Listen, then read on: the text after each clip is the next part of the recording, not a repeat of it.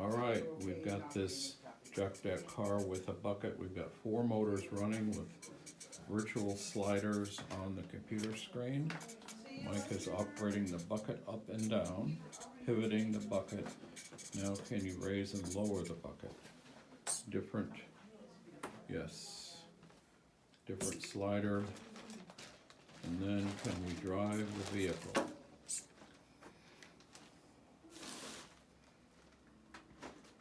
Go to a different set of virtual, okay, good. Turning, going forward, turning further based on touchscreen and virtual motors, connected by a USB cable.